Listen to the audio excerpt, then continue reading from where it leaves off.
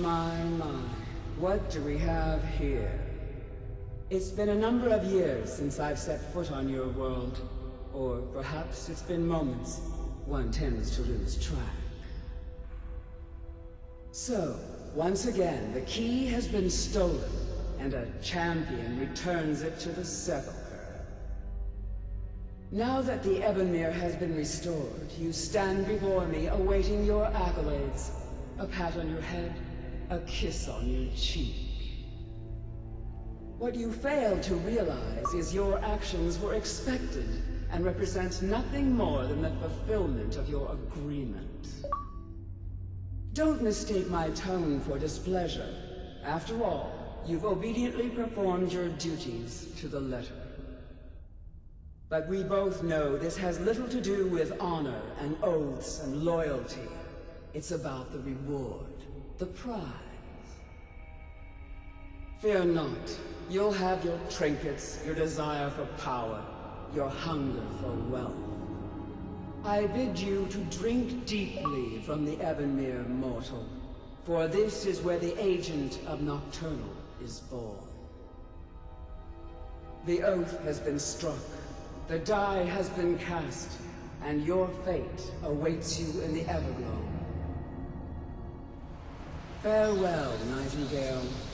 See to it the key stays this time, won't you?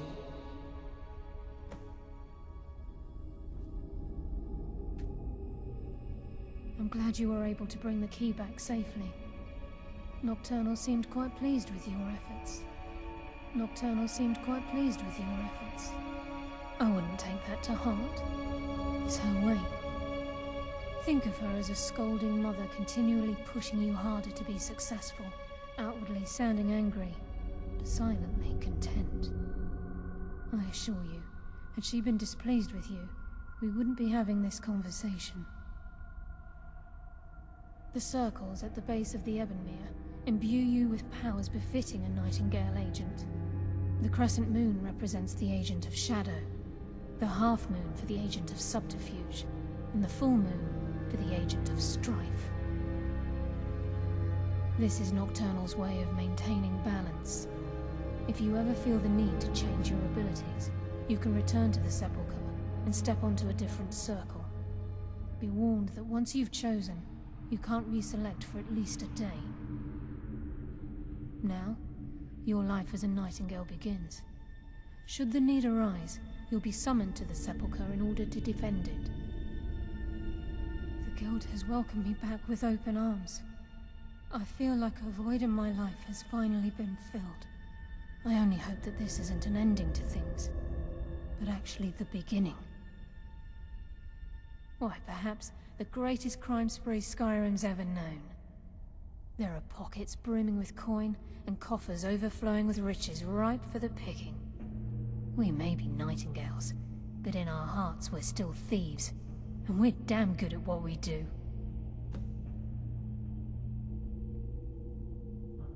She's the mistress of night and darkness, and the patron of every thief in Tamriel. Nocturnal isn't one for worship and reverence. There are no priests and no sermons, no services, and no alms. She influences our luck, and in return, demands payment. You're closer to understanding than you realize. The only difference is she doesn't demand payment in the traditional sense, and sometimes the cost can be quite high. Whether you know it or not, Nocturnal dictates how well we perform as rogues. Again, you have to think differently. Haven't you ever noticed how our luck behaves? Like a novice picking an impossible lock, or a blind man suddenly turning to face you as you reach for his pocket. It's through these subtle means that Nocturnal influences us. The return certainly seems worth the risk, though. This agent of strife can send forth a tendril of pure darkness into the heart of another, causing great injury to them. At the same time, this tether will bolster the agent's own life force, making him stronger.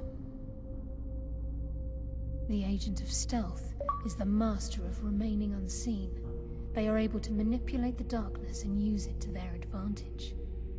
On moonlit nights or in darkened rooms, this agent literally becomes invisible. The agent of subterfuge utilizes shadow to cloud the judgment of those around him. By weaving the darkness to their will, this agent can manipulate others into fighting for the Nightingale for a limited time. Choose your path, and your journey will be complete.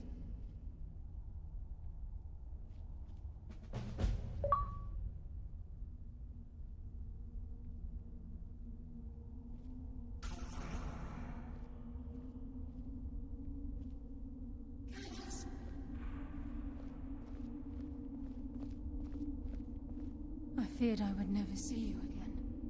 I was afraid you'd become like the others. If it were not for the actions of this Nightingale, your fears would have come true.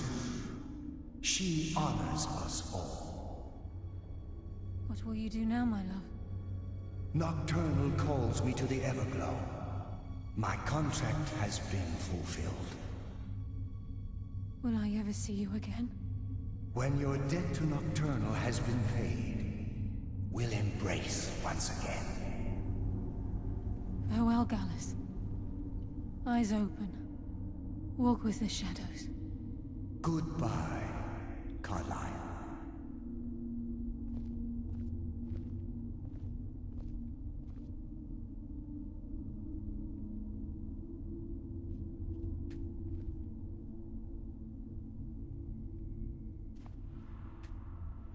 Yes, Nightingale? What is it? If this place is in danger ever again, the shadows will call. Should the need arise, a portal connects the Sepulchre and Nightingale Hall. Use it whenever you wish. I've decided to make my home at Nightingale Hall. Since it's your home as well, I hope to see you and Brynjolf there. Of course, I may visit some of Skyrim's cities to acquire things from time to time. Can't afford to get rusty now, can we? Gallus's oath has been paid. His actions have satisfied the terms. Now his spirit becomes one with the Everglow, the realm of perpetual twilight and the cradle of shadow. No, not gone. He's become one with the shadows. This is the greatest honor a Nightingale can possibly achieve. In death, he's become a part of that which we used to live. Absolutely. When we say, walk with the shadows, we are asking those Nightingales who have passed on to protect us. It's believed that they are literally what guides our uncanny luck, by placing their hands in ours. That's why the Ebonmere needed to be reopened. Without it, there's no way Nocturnal was able to allow them through. Farewell.